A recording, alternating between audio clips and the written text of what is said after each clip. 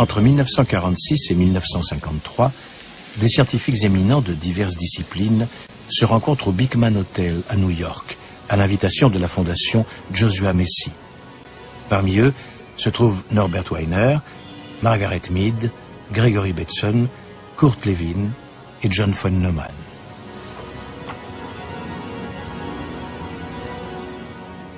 Le but de ces rencontres confidentielles, que l'on baptisera plus tard les conférences Macy et auxquelles participent parfois des agents de la CIA, créer une science permettant de prévoir et de contrôler le comportement humain. En ces temps de guerre froide, les États-Unis ont un besoin urgent de cette arme pour avoir l'avantage sur le nouveau champ de bataille du subconscient.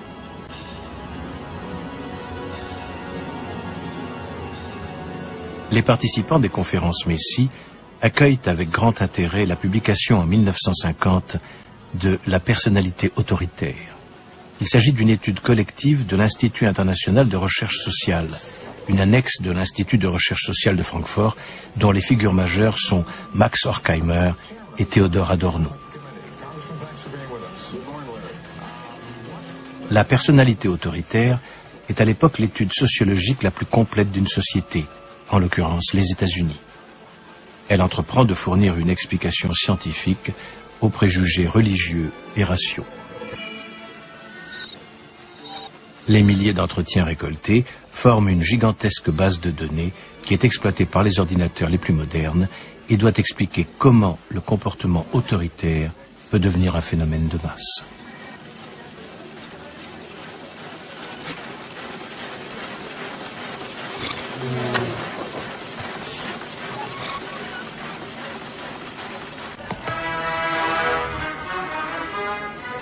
Les auteurs de l'étude pensent que la cause se situe dans la matrice autoritaire de l'homme, qui est la clé de la psychologie du fascisme et des systèmes autoritaires en général.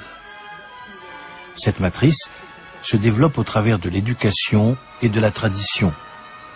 Elle est incompatible avec la représentation métaphysique d'une nature supranaturelle.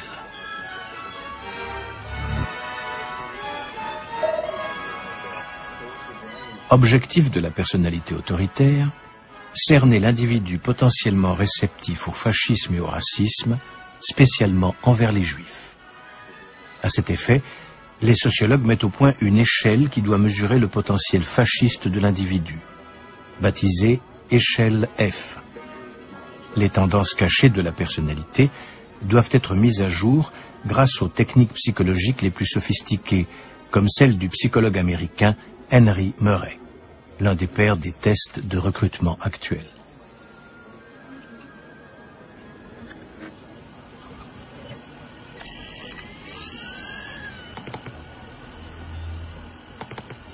Pour éradiquer à jamais le fascisme et l'antisémitisme, il apparaît nécessaire de changer la nature de l'homme et son modèle culturel afin que cette matrice autoritaire disparaisse définitivement. Mais comment pénétrer sans opération dans la personnalité et la conscience des hommes pour changer cela?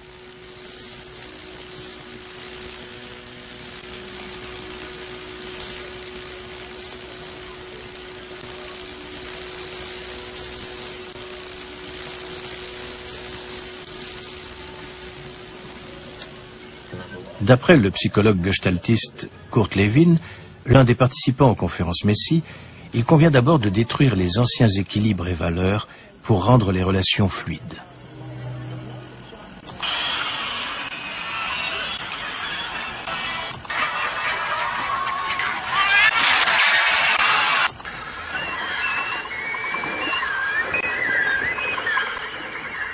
De nouveaux équilibres et valeurs peuvent alors être établis, qui seront consolidés de façon durable par l'autorégulation.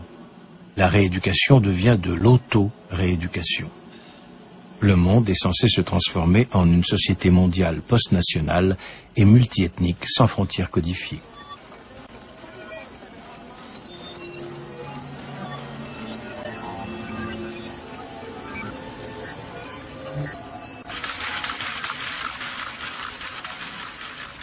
Les participants des conférences Macy pensent pouvoir fournir les outils et les plans de construction nécessaires à l'avènement de ce nouvel ordre mondial. des machines à calculer nouvelles et plus rapides, ainsi qu'une théorie des systèmes et des modèles cybernétiques grâce auxquels tous les domaines de la science, de la culture et de la politique pourront être contrôlés et dirigés. Cela doit permettre la programmation d'un homme nouveau, d'un homme anti-autoritaire.